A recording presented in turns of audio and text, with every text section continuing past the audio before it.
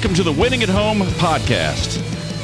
I'm John Stewart, and I'm here with my beautiful bride, Suzanne, and we are starting a brand new podcast here. Our hope with this podcast is that this would be an encouragement to the amazing, we really want this to be an encouragement and to help equip the amazing INDYCAR community as we are pursuing thriving marriages and family lives, even with the unique challenges of life on the road. Quick introduction. I'm John. This is my wife, Suzanne. Been in racing since, 2000, year 2000, 2001 timeframe. So it's been a while, and we've been supporters of INDYCAR Ministries for a number of years, financial supporters going to the services and devotions of the track. I'm a unique person in the fact that I love to go to both the Catholic Mass and the devotion at the tech pad. You need all the Jesus. Yeah, I need all the Jesus that I can get.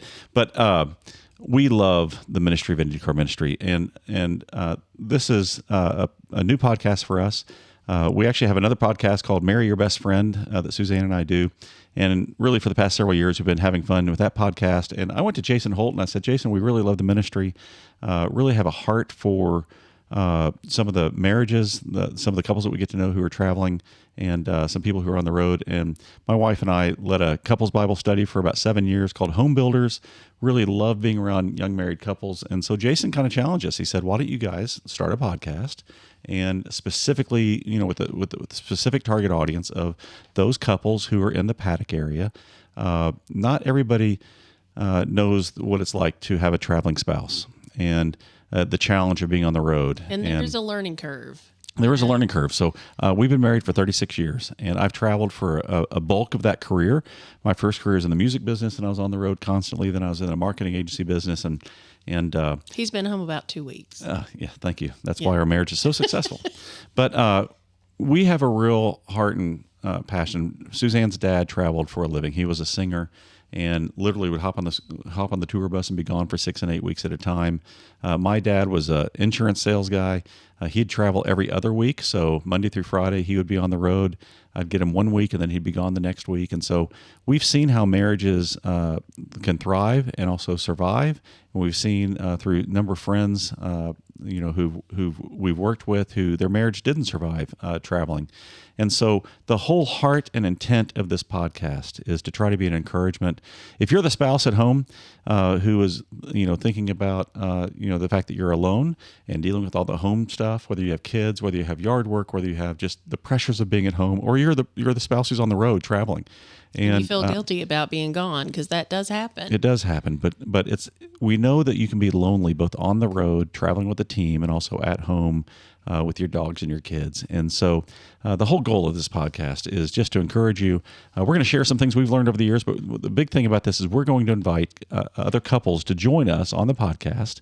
And tonight, our first guest made great sense to have them be first because it was Jason's idea. So we're going to invite Jason and Kelly Holt to join us. So hold on real quick, guys. Going to add you here. There you are. Hey, Jason and Kelly. Hello. Thanks for joining us. My goodness, so good to see you. Hey, y'all. It's good to see you. Thanks for having us on. You bet. Thanks for joining us. And thanks for the idea to do the podcast. Episode 1, we'll hope there's an episode 2 and 3 and 4 and 5. But either way, it's just good to hang out with you guys. And thanks for, I know INDYCAR Ministries. And if you're new to this INDYCAR Ministries or you're new to this podcast, well, everybody's new to it. It's number 1. It is number 1. But what I'm saying is, if you're new to this, we are going to talk about Jesus. We're going to talk about faith and how it impacts our life. But you don't have to be a Christ follower to just listen, because we're going to talk about marriage. We're going to talk about family and this is living on the road. Survival skills. Yeah. So even if you're not into the Jesus stuff, but you're in a traveling marriage, why don't you hang out with us and talk and hang out and listen. And you might like the Jesus stuff later. You might like the Jesus stuff later, but right now we're going to go through some practical tips and things of that nature. So anyway, but if you're new, if you just found this podcast and don't know who Jason Holt is or his wife Kelly, they are involved with the INDYCAR Ministry. Jason is the director of the INDYCAR Ministry.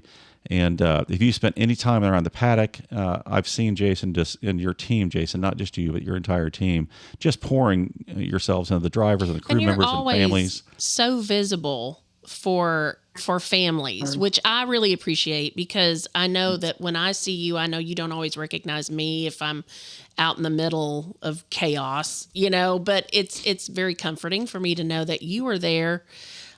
Gosh, you're there every time he's there. Yeah, but Jason travels as much as anyone in the series. And Kelly, I know you're just like a spouse. You show up and you're helping as many times as you can get there during the year too. And it's when you come, it's also mean their kids and suitcases and extra planning and things of that nature. So anyway, welcome. Thanks for joining us tonight. So Yeah, we're excited, and thank you for stepping out in faith with this. As you well know, there's just so many complexities to travel and marriage, and as you already mentioned, there's some great tools and tidbits that we all can share to help one another, and so grateful for this. well, before we get started, not everybody knows your love story. So why don't you tell me kind of how long have you guys been together? Where did you meet? Tell us about the years and the miles and all that stuff.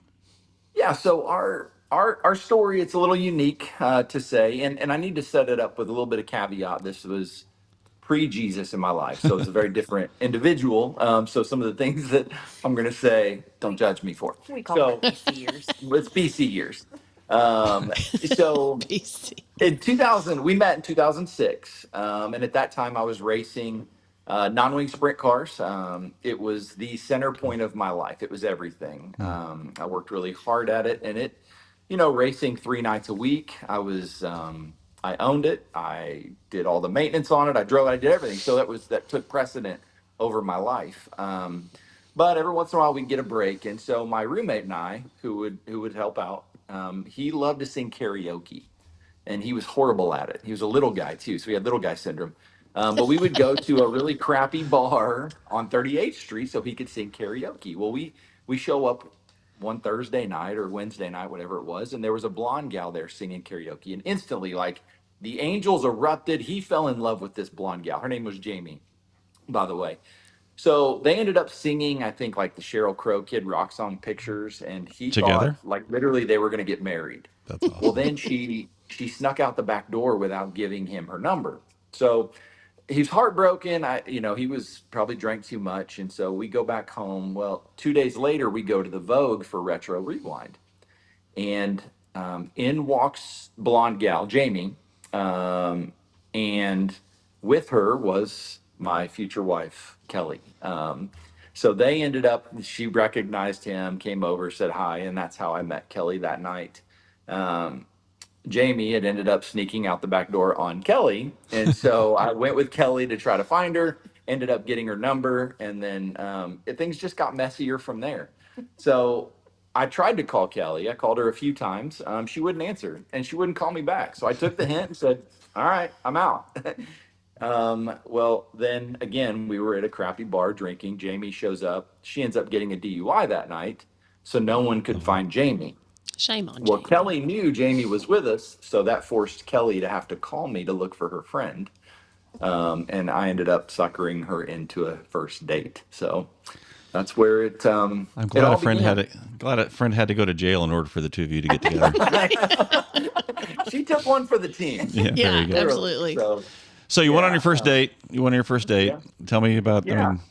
Yeah, so we ended So up going on our Kelly first was not a date. groupie. She was not somebody at the track looking for you. No, No. no, not at all. In fact, so our first date was a bigger train wreck because I show up at the restaurant. I felt like looking good and ready to go, and I'm sitting there, and in walks Kel, and she's got her blonde friend Jamie with her. Like, she brought her friend with her On the first date? On the first date, and she was wearing fluorescent green pants, which was awkward. But it's fine. It's a We're conversation good. starter. It was. It really is. It was. We ended up. So if you're single and listening to this podcast, get some fluorescent Green pants. pants. Fluorescent green. Then you got to keep her. Yeah.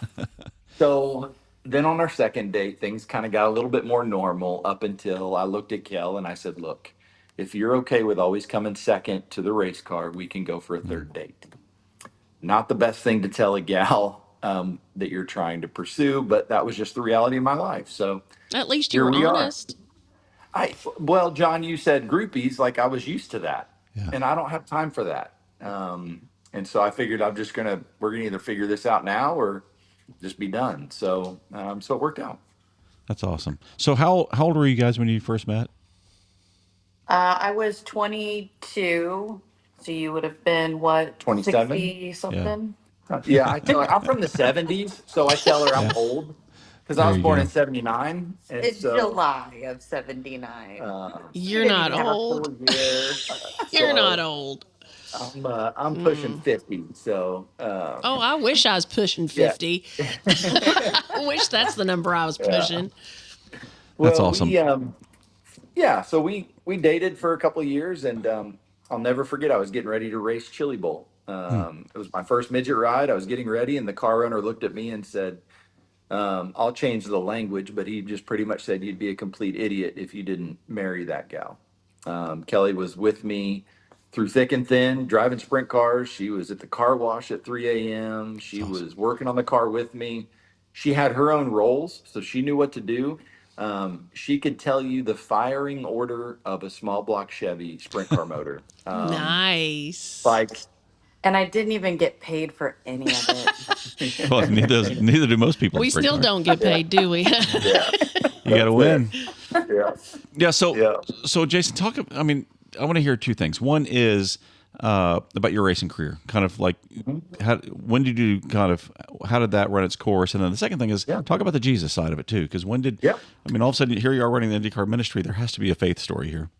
Yeah, that they kind of go hand in hand. I mean, racing as an Indiana boy, all I cared about was the 500. That was my dream. It wasn't to win it, but it was certainly to take the green flag at Indy. It was Mm. everything to me. I studied that place. I would sit in the grandstands and I would study what people are doing on the track, any chance I could.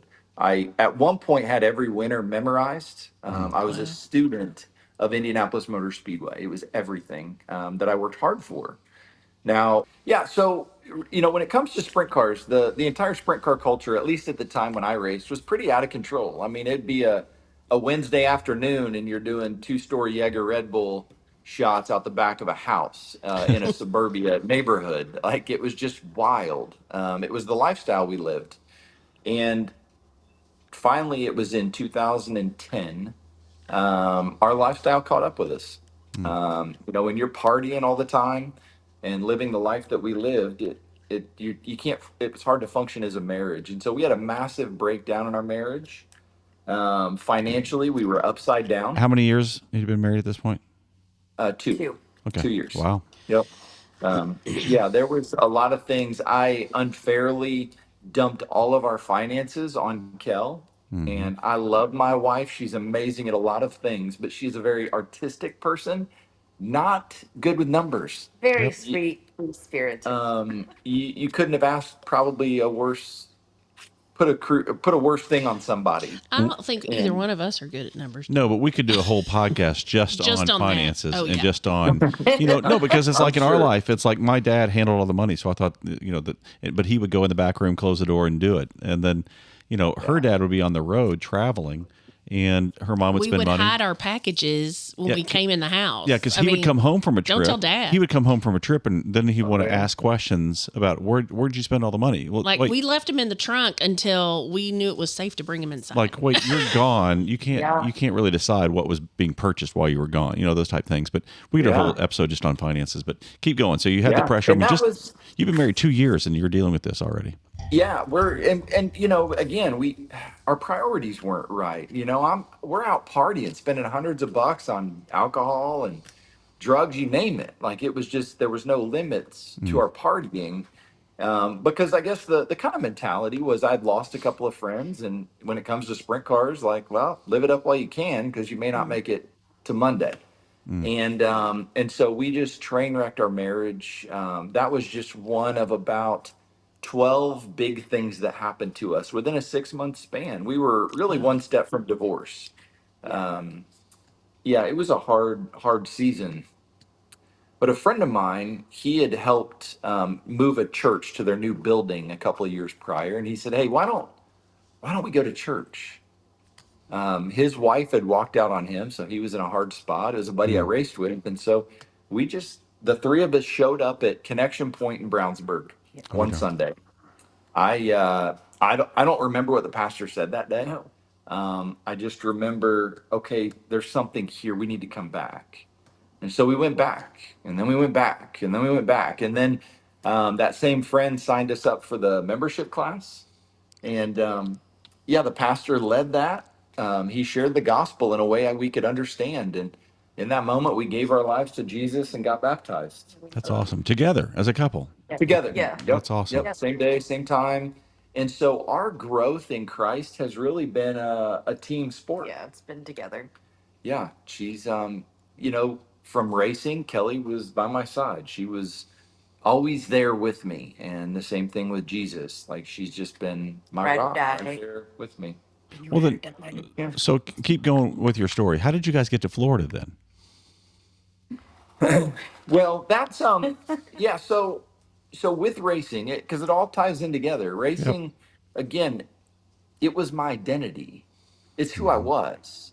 It was the center point of my, even once I met Jesus, well, now I'm racing for Jesus, right? Like I've got a purpose and it's to share the message of the gospel through racing. So it's At still least racing Jesus yeah, Kelly now, or Kelly Jesus? I yeah, mean, yeah. your It's priorities? it's Somewhere, yeah, it's Yeah. still a little jumbled, and I'll never forget it. And I think God certainly honored and blessed those early years. I would gather my team because I was blessed enough to get a few rides, and so I would gather my team on the back deck of the trailer, and I'd do my best to pray. Hmm.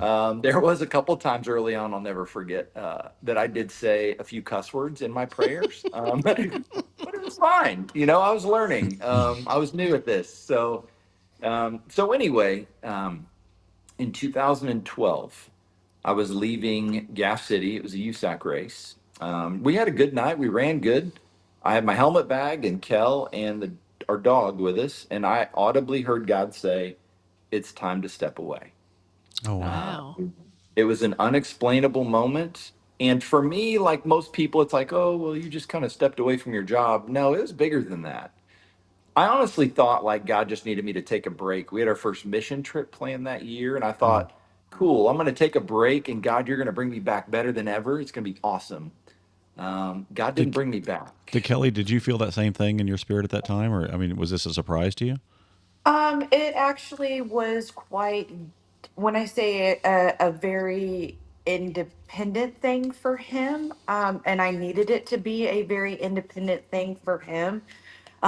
I did not want to either say, yes, you step away, or no, you step away, because I seen or had seen in marriages where a spouse will say, yep, it's time for you to give up, and they're not ready to, Yep. excuse me.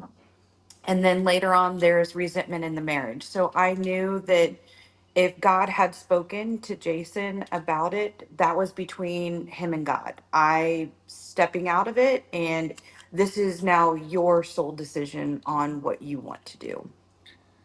Yeah. And it didn't make sense to me because, again, for 24 years of my life, it revolved around where am I racing this weekend? And Hmm. now I called my car owner, and he was a Christian, and I just said I can't explain it, but God's telling me I need to step away. And I was paid to drive. It was, man, it was everything I wanted.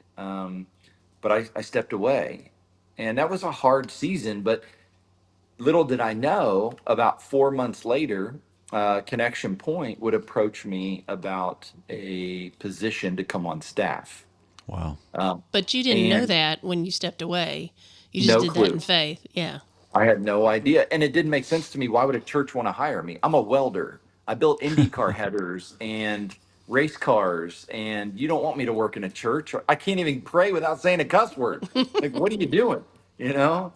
But we had been serving a lot. They'd seen us serving so much and felt like they wanted to bring me on staff. And so, again, Kel being just a rock for me, they gave me a job offer that was about an 80% pay cut from what I was currently making. Oh, wow. I've been there. I was so frustrated because I felt like, okay, God, this is what you want me to do. And Kelly just pretty much looked at me and said, When you doing your 2 week notice. "Did you quit That's your job awesome. yet? What's the problem?" Like, she didn't say, "Well, how are we going to pay our bills?" She didn't say, "How are we going to afford this?" It was, "Did you quit your job yet?" And so that's what kind of thrust me into ministry and Connection Point. They formed us and came around us and shaped me into becoming a pastor. And but I will tell you, that season of life was, it was hard in its own right, because my identity, I felt like, was ripped from me, and I was really bitter about it. I was really angry about it. I didn't want to be anywhere near racing. Nobody. I didn't want to hear. If I heard a sprint car, I literally would snap. I was in a Mm-hmm. bad mood, and nobody wanted to be near me. It was, I was an addict, Mm-hmm. and it's like taking an alcoholic and putting him in a bar. Like, it's just, I couldn't do it. Um, and then at the time, Bob Hills, who was the Mm-hmm. chaplain for INDYCAR Ministry, he said, we had met a couple times, and he said, "Hey, I'd like to start a Bible study in Andretti. Do you think you could do that for me?" That's awesome. So I started leading a Bible study at Andretti. What are we at? We're about 12 years ago. So it's 2013. Yeah. Yeah. 'Cause And Well, a couple of things here to talk about. One is I love the fact that you learned the lesson that when God tells you to do something, you step out in faith and do it. Even though you can look at it and go, wait, we're making 80% less. We had this one time. God called us. I went to work for a church as well in a like an executive pastor role.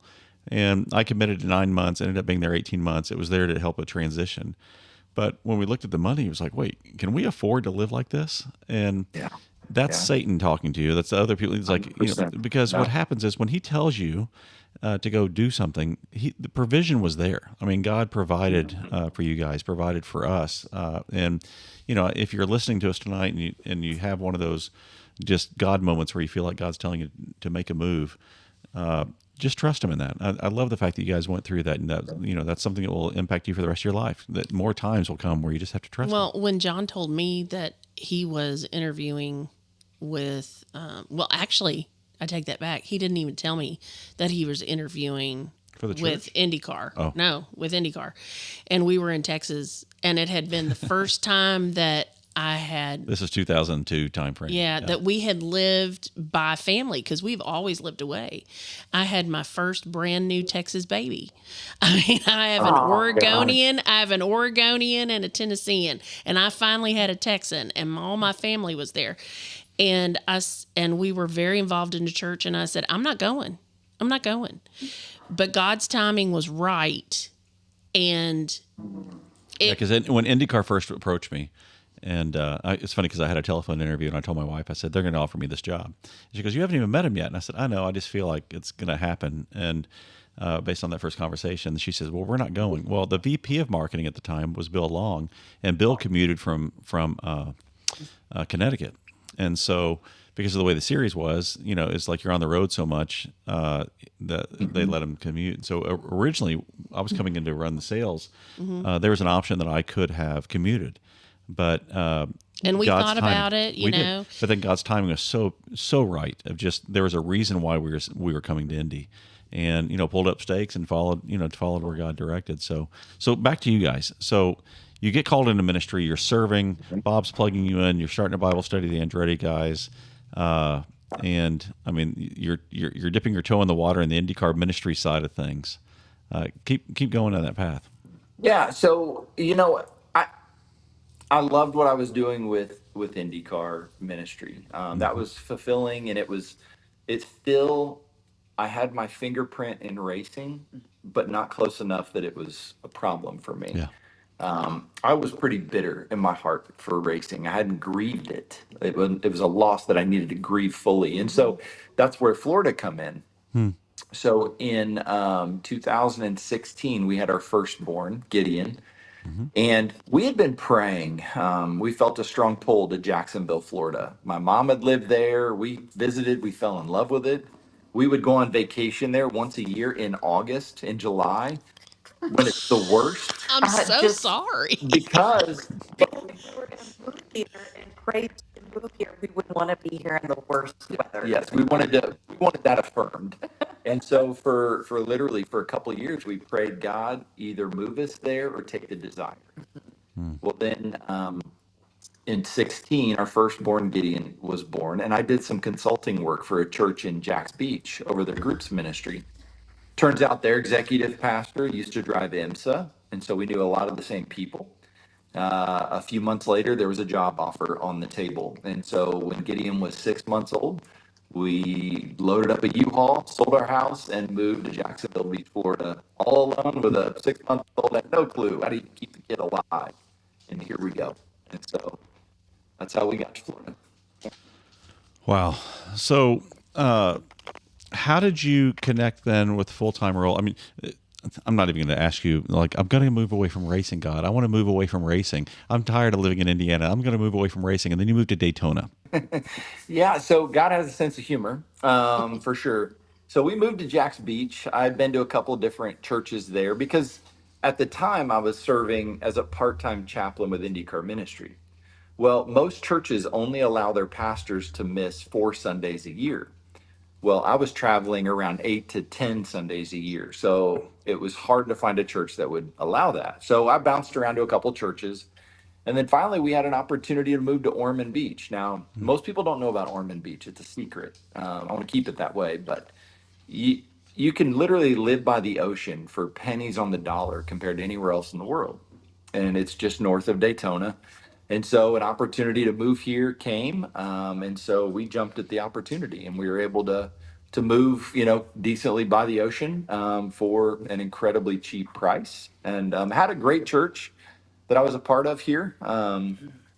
Yeah. And so I, I jokingly tell people Daytona, I'm kind of like Jonah. I'm here to tell people like to see the light, to come to IndyCar. I've actually gotten complaints from churches because of I've stood on stage and told them that Daytona is cute compared to the Indianapolis Motor Speedway.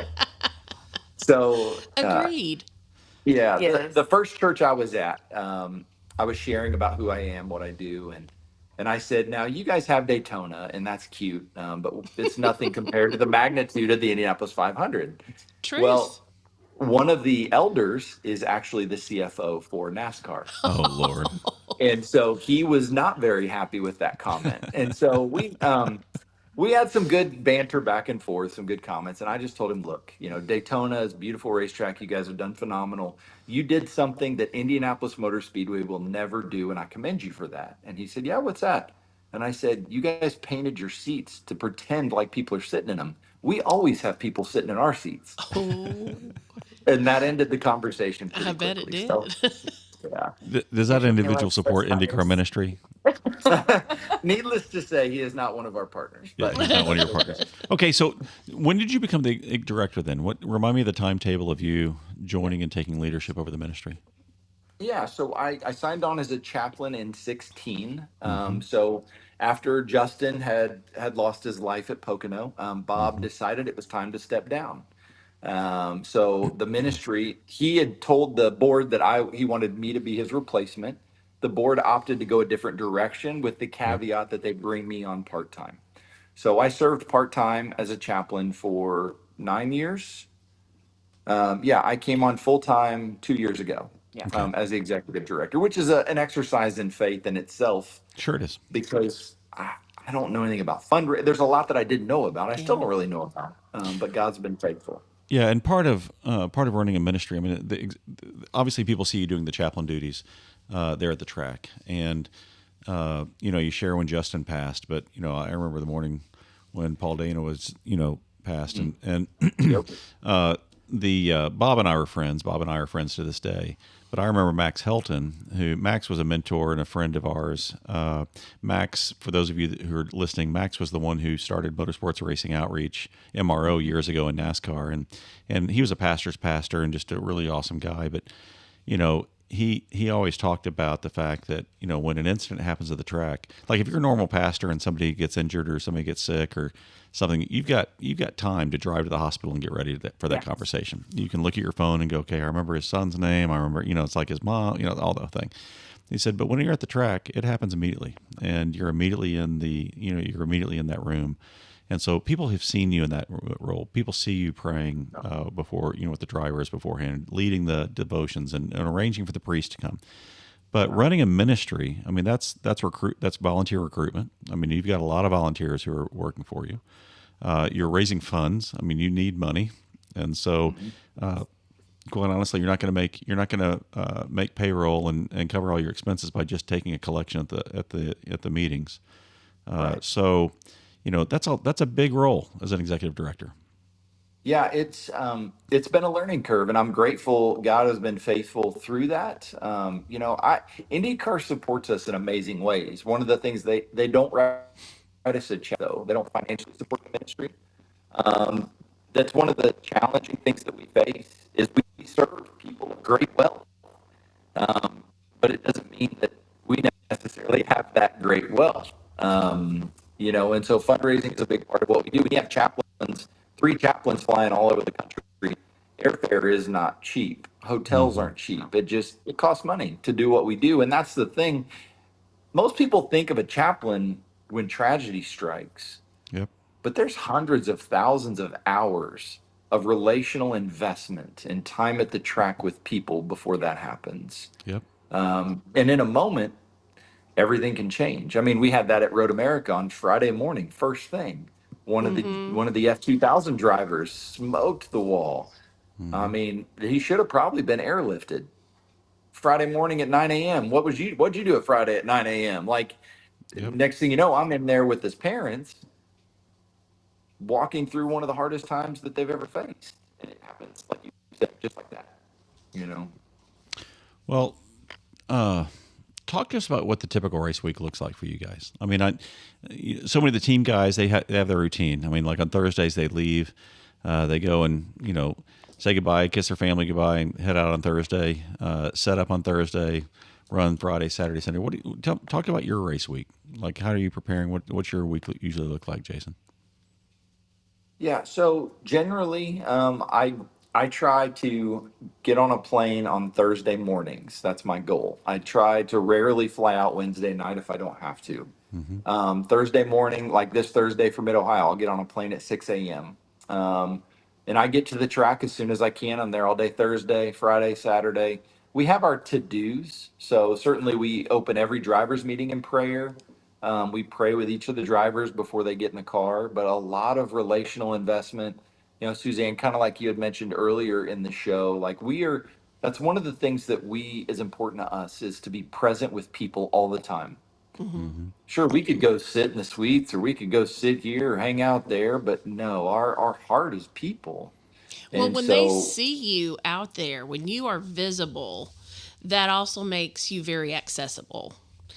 And for there, those yeah. that are not, not comfortable with prayer, maybe, straight away, Mhm. but if they know that you are accessible, that Yeah. opens a whole different part of a relationship. Yeah, I had 2 really cool examples of that this year. One, it was like 10 o'clock at night. I get a Facebook message from a team guy at Penske. Hey, man, I've wanted to talk to you for a couple of years. I've just been too scared. Mm-hmm. Because the caveat of ministry and racing is you get made fun of. There's real persecution. If you love Jesus, that means you're weak and just, fill in Mm-hmm. the blank, whatever. So we met on the side of the transporter and had a great conversation about Jesus. And we've grown a friendship since then. Another one was qualifying. I'll never forget. It was a beautiful moment where I just, qualifying at Indy, I stand on pit lane. I pray with each of the guys before they get in Mm-hmm. the car to go out for Mm-hmm. their first run. Even guys that don't usually pray will pray on that day I because bet. it's tense. It is Yeah. tense. But there was this beautiful moment of Scott McLaughlin's wife and baby sitting there on the wall. And, Kelly, it was a wonderful opportunity for her to walk up and take her by the hand and pray with his wife. That's awesome. Um, that only happens if you're present. Yeah. Exactly. Well, I mentioned Max Hilton. One of the things and I wish you would have gotten to know him because he was just an awesome guy. But Max had this thing called Hope, HOPE, hanging out personal evangelism. And he said the whole Mm. point is just to hang out. He said you have to make yourself available. And I will say that, Mhm. I mean, I may be sitting in the air conditioning on a hot day. Jason's out there. Yeah. It's you're hanging out on the pit wall. You're talking to everybody. Yeah. You're doing the deal. I'm trying to find cold air somewhere and hide from people.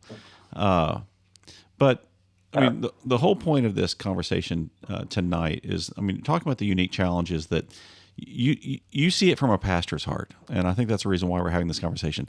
every single person you pray with, they, if they're married, they've got a spouse back home. They've got somebody back home. Did we just Nope. lose them? Oh, there you go. Nope. There you go. Sorry about that. The whole point, we've got some technical challenges Man. tonight, and I'm sorry for our viewers and our listeners. But episode 1 has a few hurdles here. But let's talk about just survival skills, marriage, and family. When you're traveling on the road and things of that nature, it's hard to keep. I mean, talk about how communication and connection. How do you when you're traveling? How are you staying connected to Kelly, and vice versa? Connected with him. Yeah.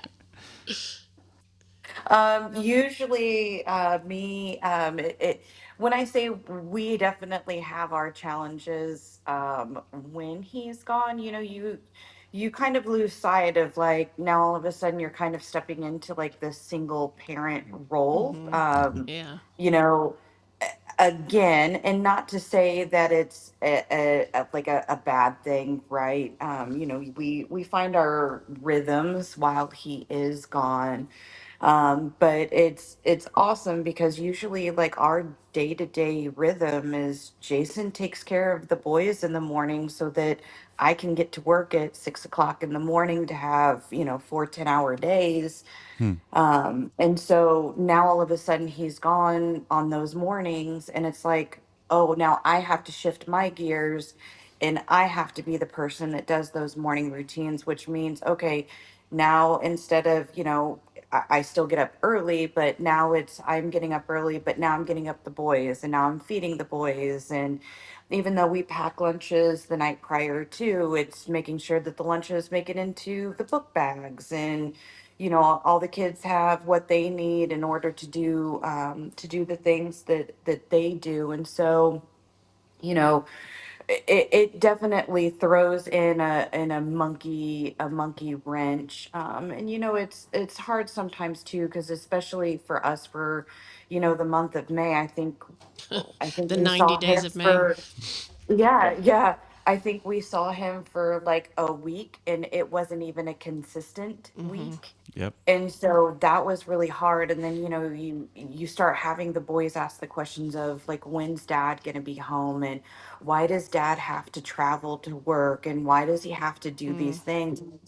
Like that constant reminder to them of like, he gets to go and do these things because he gets to bring the light of what Jesus has done, and he gets to be that light in that dark environment. Mm-hmm. And so it's a constant reminder for them over what he gets to do, as well as kind of like a reminder for them that not all dads get that luxury. Like, yes, he's gone a lot during 1 month, but man, all the time in between, it's just like this summer, like Jason's taken Gideon to go, have a couple of minutes out at the beach, and then they're back and working on homework for the Mm-hmm. summertime. And so, when I say he, Gideon is the one usually that kind of gets the bulk of it, or tries to understand the bulk of it.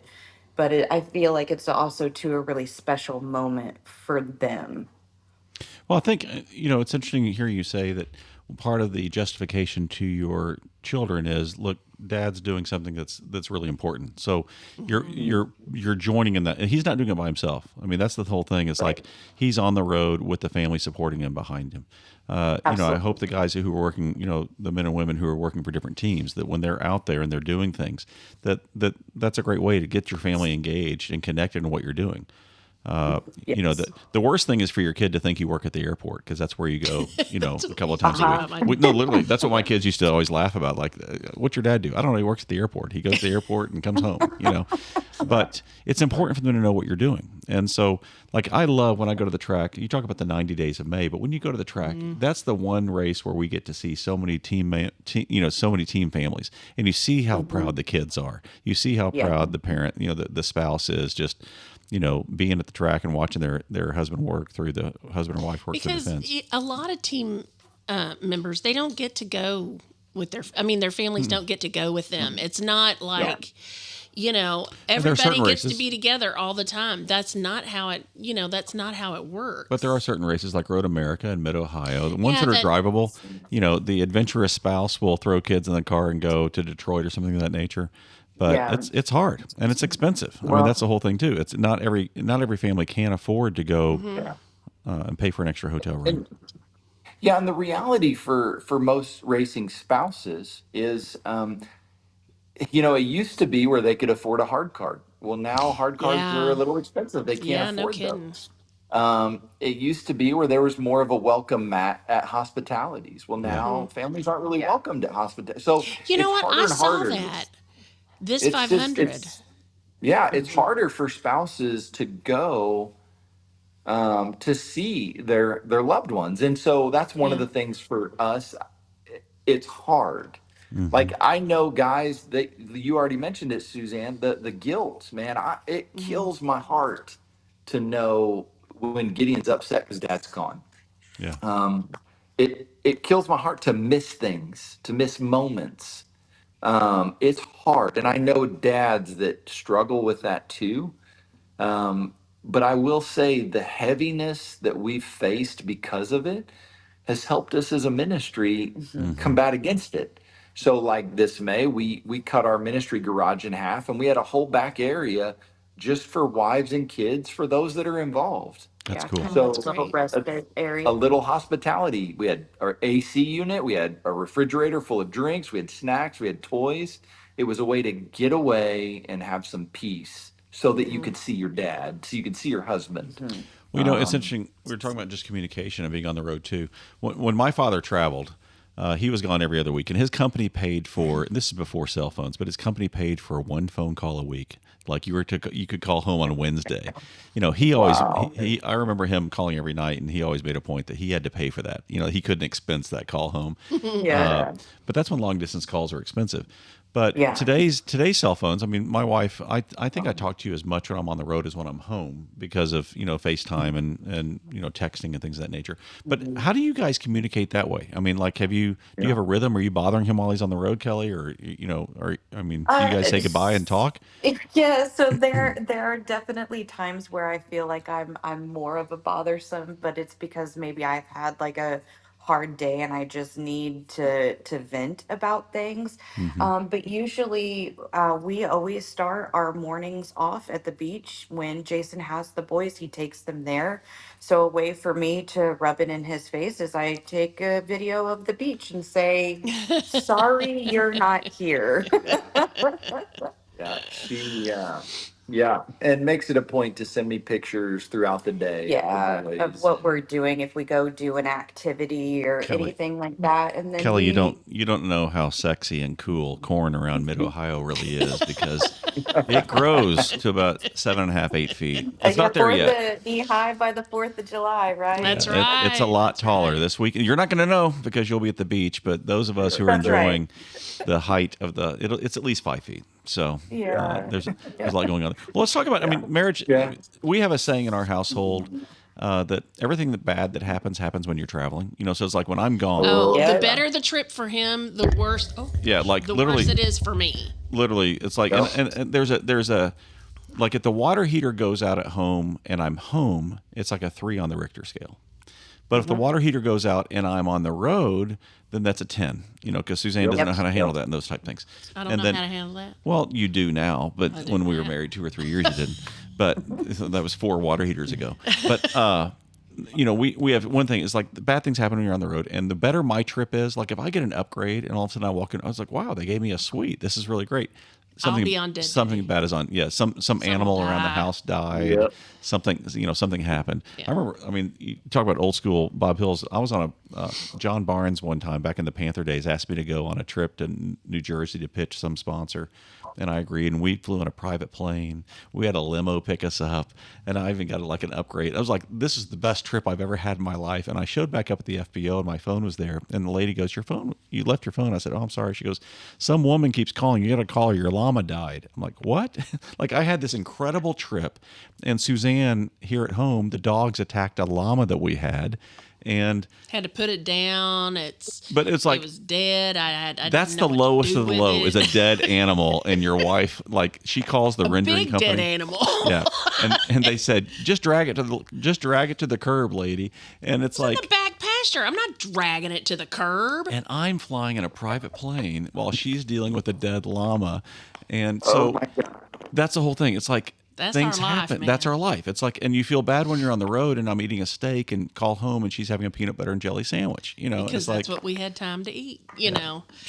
so how do you guys? I mean, like when bad things happen when you're traveling, how are you dealing with that? Because everybody who's listening to this, Everybody live has this. bad things happen when their spouse is away. That's just that's just the way it's going to be. Yeah, so we actually encountered this like a year or so ago, really bad.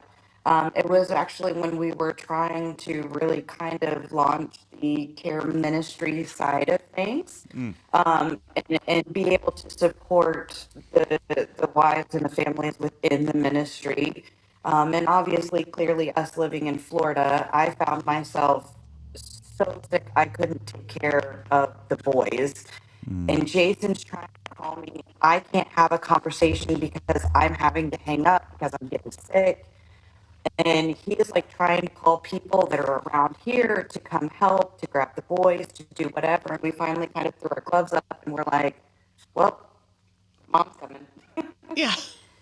Yeah, it was Long Beach, oh yeah, year before Oh. last. Yeah, like it was the worst feeling because it was like I had my son on the phone crying because he was scared for his mom who's laying on the bathroom floor, who can't stop getting sick. It's a mess. He's scared. He doesn't know what to do.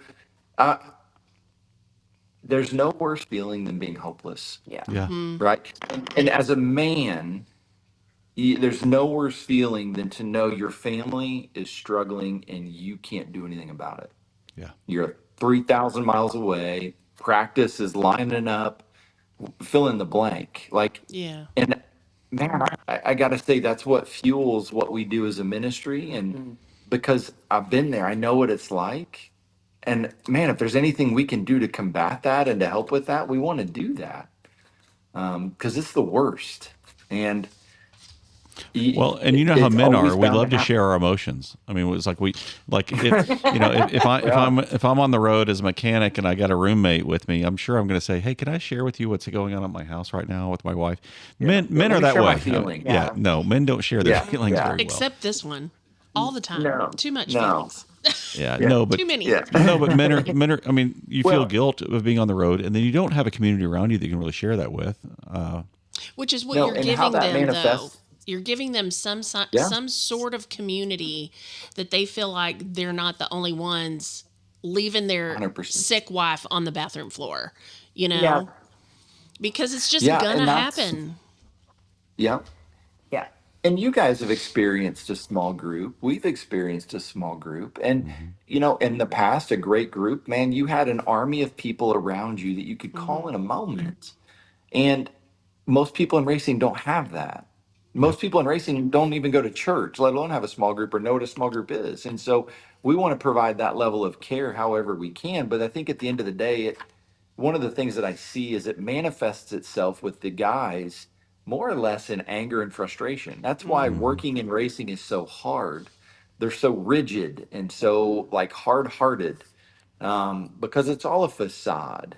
Because there's a lot of pain and hurt that's happened inside, Yeah. and we see that. Yeah. well, talk about your care ministries real quick. You mentioned that, Kelly. Yeah. Like, this is new for INDYCAR Ministry. Talk about the care ministry. Yeah, so the care ministry actually right now consists of me and two other ladies, Brittany and Gina. And what we try to do is if somebody reaches out to one of us over whether that's somebody is about ready to have a baby or there's death in the family or somebody just needs some type of support within their lives at the moment, we're there to be able to reach out to say, hey, we're here if you need anything. We help kind of provide meals if need be. We had a lady whose son had knee surgery, and we sent over pizza and some cupcakes. So when they got home, they had a dinner home from the hospital. We also provided some meals from a gentleman that was in the paddock as well that had open heart surgery. So we Mm, were able to provide a meal for his wife when she had gotten home before he was released from the hospital. And so we really want to be there to provide one, first and foremost, a safe place for wives. It was really interesting this past weekend at Road America. We had a brunch where we had thrown out an invitation for some of the wives and the families that were there, because with Road America, it's just such a family Mm-hmm. friendly place. hmm And the one thing that I noticed over and over again was the openness that the wives were able to have with how they felt about their marriages, of like, look, mm, I'm just really struggling Mm-hmm. because I'm either not being seen or I'm not being appreciative. And I think that it kind of goes back to like the rigidness of the nature of the sport, right?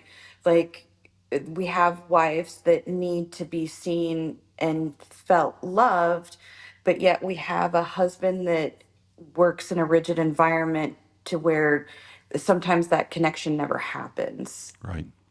But you're giving them that community, and with them starting to open up and starting to come and feel like they have some place to go. That's amazing. Well, I think that's the message of this Yes. right now. I mean, if you are a spouse and you're in the IndyCar community and you feel alone at times, and I mean, there are people who care. I mean, like you're talking about this care Yes. ministry, reach out. You don't Yeah, need to be and alone. And same thing with Jason. It's like, if you're a dude on the road and, shit's taking place back home and you need somebody to talk to, go talk to Jason. Come find other Yes. guys in the ministry. yeah, the 100%. And that's where, like, for us, it's care@indycarministry.org. You email that and we're here.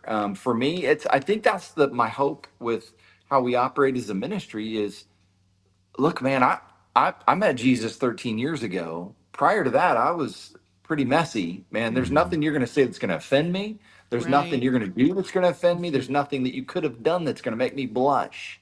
I've been there, and I'm here to care for you. And so the care ministry, the thing that I've learned is, man, nothing tears down walls like pointed intentional love. Mm. And when you can show up at a hospital, we had a situation last year at St. Pete. One of the fuelers, his daughter hmm went into seizures, and they didn't know why.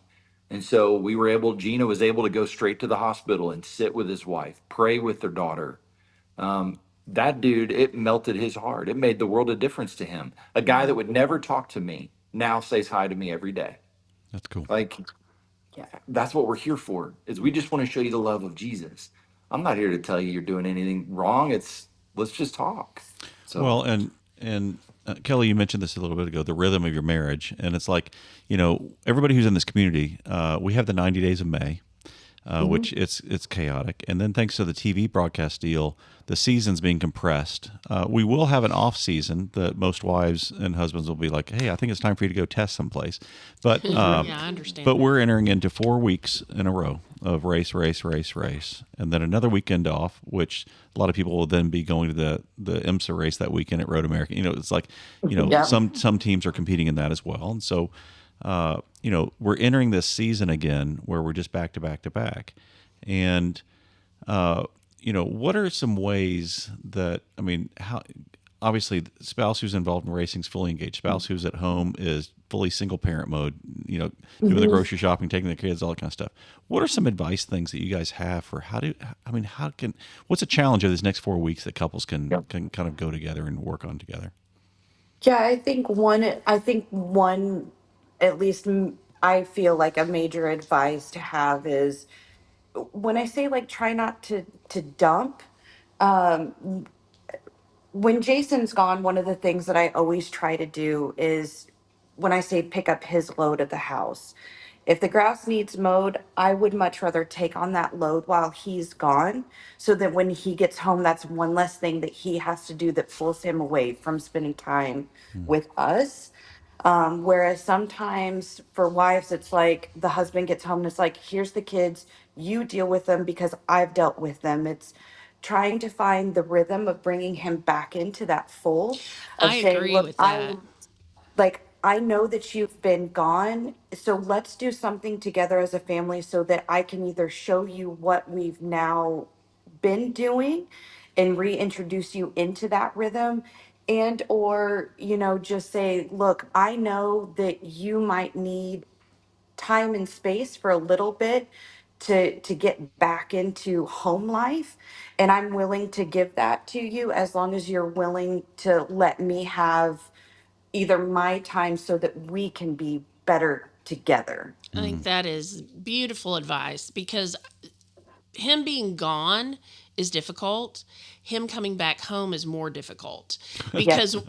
because It's the transition. we've found a rhythm, and he's disrupting the rhythm when he comes back because he doesn't either know the rhythm or Mhm. he wants to do his own rhythm. He's playing his own drum. Or you might have been 3 days into a homework project, and I just come in at the last minute. And Yeah, it's and like, so like, why are you Yeah. doing that? Yeah. Don't do that. It's much easier if you do it this way. And I'm like, you haven't been here for 3 days, Yep. you don't Yeah. know. But that is fantastic advice that if you're on the same page, he is definitely he's going to need a hot minute to Mhm. re-enter family life. Yep. And Yeah. you're going to need a minute to accept him back too, because that's a lot of time being by yourself and coming back, being by yourself and coming back. Mhm. Yeah, and I liken it to, it's similar to when, I mean, it's not the same thing, but when a soldier comes back from a foreign land, Yeah. he has to adopt back into the way life is, and it's the mhm. same thing with racing in a sense, in a smaller version. And I think for us, it's been important. It helps having such a supportive spouse. I don't do IndyCar ministry. We do it together. We're in it Mhm. together. Even if she doesn't go to the track, Hmm. like I couldn't do it without her. And I think the same thing for the mechanics and the team guys. Like I meet so many of these guys that they start out, they do it when they're young, and then they keep doing it and they meet somebody and they get married and they stay in the sport and then they have kids and they stay in the sport and now this is all they have. And they get really kind of bitter and angry about it. And I can see that being taken out on families oftentimes. And I think the thing that I found with Kel that I need to even do even better at, but I try to acknowledge, is it's amazing what you can do with gratitude. Mhm. Just to say, Yes. thank you. I know this weekend was hard. I know the kids had you at your look, they're alive. And it's because of what you did. Thank you. Yeah.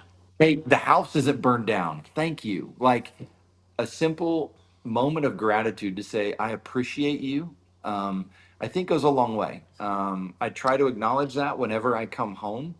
I don't think you can go too far with acknowledging that. And not thinking that your spouse is supposed to be perfect. No, Like when you come home, you're absolutely saying, "Hey, we've met our quota. We're Yes. good. It doesn't have to be up and above. It just if it was a Yeah. rough week, it was a rough week, and thank yeah, you for noticing Well, no, and when on both sides. but I'd Right. travel when I'd be traveling on the road.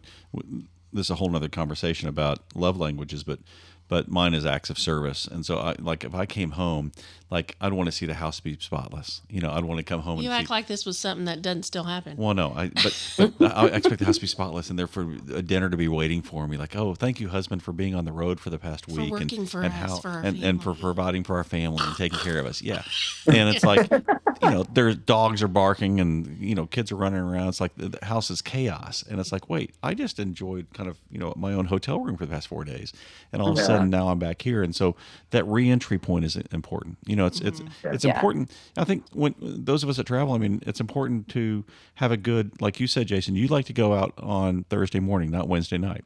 So the rule of leave as late as possible and get home as soon as possible. Mhm. A lot of teams who use charters, that makes it easy. But then yep, when you do re-enter, it's like it's consciously, hey, it's great that you just won this weekend, or it's too bad that you came in 27th, but you're now dad or you're now mom walking in this household, and so take on that identity when you walk in. Yeah. And I think one thing I've had to learn since going full time and traveling so much more is to be more intentional with the moment that I have. Mm-hmm. Mm-hmm. And I got to do better. I'm still growing in it, but to put the cell phone up, to turn the Mm-hmm. TV off, to play a game, or to just sit outside, or to Be do the present. simple things, to be present Yeah. when I'm home, because then that buys, I think that buys relational equity for when I'm gone. Mhm. Mm-hmm. Agreed. Yeah. And it buys Yeah, for sure. connection, and it's not as hard on everybody when I'm gone, because man, I was so present the 3 or 4 days I was home this week. Doesn't make it okay, but at the end of the day, it's much better. Yeah. You It's leave the on a. relationship.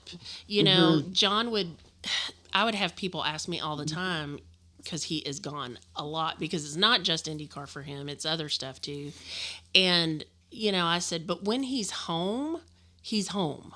Hmm. And that took us a lot of years to kind of find that. But now it's like he's home and then he leaves again. And you're right. Those 3 days that you're home, that's just banking time with your Yeah. kids because then the other time is just carting them to soccer and taking them to here and doing that. But then when dad's home, you're a unit, Yeah. and they notice that. The kids Yeah. notice Yeah. that. Your spouse will notice that. Yeah. Yeah, we even empowered our kids, we to make us parking spots for our phones, and if they caught us on our phones, they could write us a ticket where we had to pay them 25 cents. Nice. Uh, to Hmm. try to break us free, because we're like anybody else. We get Yeah. sucked into our cell phones, and when we do that, we're putting them to the side. And so Yeah. just Now remind try. me how old your kids are. 9 and 4. Not oh, so you got Great little years. ones. Yeah, Yeah. trust me, it gets better. I mean, what, yeah, like It's full our kids, yeah, circle. our kids are now, all of them are older, I but see more of them now than I did when they were yeah, 9. but it's true. But Here but all the time. someday the family chat is going to be your favorite thing because I love it's family like chats. we love the family chat because even though I'm traveling or whatever's going on, we're still sending each other memes and stories and things of that nature. Yeah. And I think we are blessed today that we do have electronics that we can stay in Oh yeah. Yeah. constant communication with our kids and our Yeah. spouse and at least be connected. Some of the road trips that or some of the road tricks that we've used over the years, like everywhere we travel, I try to stay connected. And this is something silly, but it's like I watch Sunrise WTHR Channel 13, Sunrise show wherever we're traveling. If you're over on the West Coast, I'll get on the app and watch it because I want to know what the weather's like here. I want to know what kind of what's happening here. Homeless. Stories wise, because I want to feel connected to her and go, oh, I know that you're Yeah. gonna have bad storms today. That's just one of those Yeah. things that like I try to, even while I'm on the road, I think some guys when they leave, they like leave, but it's Mhm. like, for us, I want to still emotionally and as much as possible be connected here and feel like I'm still, Yeah. gone. I mean, how do you guys have any Yeah. tricks like that you do when you're traveling, Jason? We usually FaceTime first thing in the morning before our days get too chaotic. And then usually on Sundays before race time, we always FaceTime so that we can all pray with them. That's Oh, awesome. that's great. Yeah. Yeah. FaceTime, like it amazes me. I love hearing stories from some of the older guys of the kart days, right? Oh It's yeah. fun listening to them be like, wow, it's the schedule's not bad today. We did 190 races in 1992. Those guys, right? And I get But it. those I guys like it also was had crazy golf back then. clubs. Yeah, But Yeah. but they what's traveled with. amazing to me, like those guys, like I don't know how people make it without FaceTime. I love Hmm. FaceTime. Just We've to be done able it to before see, and after, and yeah, it's amazing what it can, do yeah, to fill the yeah. gap. Yeah. Oh, 100%. Like there was gosh, what was it? Oh, there was one of Gideon. He had a program and I couldn't be there and it was Yeah. killing me. Hmm. Well, I snuck away for 15 minutes to sit there on FaceTime to be able to watch it. And yeah, it's not the same with me being there, but I got to at least see See it. it. Um Yeah. And I tell think him when you those got home, I saw it and you did yeah, great doing so and Well, so, no, I remember yes. for Yeah. several years I got to work with Ed Carpenter fairly closely, and I'd walk into the transporter, and he'd be sitting there watching McKenna do her high jump in her high school, competition Yeah. on, and because people are streaming sports and watch his son play hockey. You Yeah. sit there and go, wait, you're running a race team. We're 45 minutes to going out and qualifying, but you're sitting in there making your son a priority because you want to watch him play his hockey game. And Yeah. that's where technology is great. And that's Yeah. where, do your job, but then if you got a spare moment to be able to, catch your kid's choir performance, give them a thumbs up and say, man, I'm so proud of you. Yeah. That's Thank it. thank God for technology. Yeah, Yeah. yeah. And I think also one other thing, you asked for a couple little tidbits. I will say in the same way that oftentimes the default is when the husbands come home, the wives are like, here, take the kids. I'm checked out. I'm clocked out. I'm done. They're all on you. At the same time, I think the default for us husbands is we want to fix everything. We call home's a train wreck. Well, here's what you need to do to fix everything. And I think sometimes, maybe for us is to do better at just Yeah, we've talked about that listening, being before. present, um, not As a being a wife, fixer. Yeah. Yeah. you just want to tell him how Mm-hmm. crappy it was, and then for him just to say, I'm sorry as a I'm sorry. part. Yeah. Yeah, Yeah. not well. You know how to fix that. Yeah. That's That's Yeah. what Jason was Yeah. saying. Yeah. And yes, Yeah. that's and great. and I think there's an old saying, when someone is seen, when they're heard, they feel valued.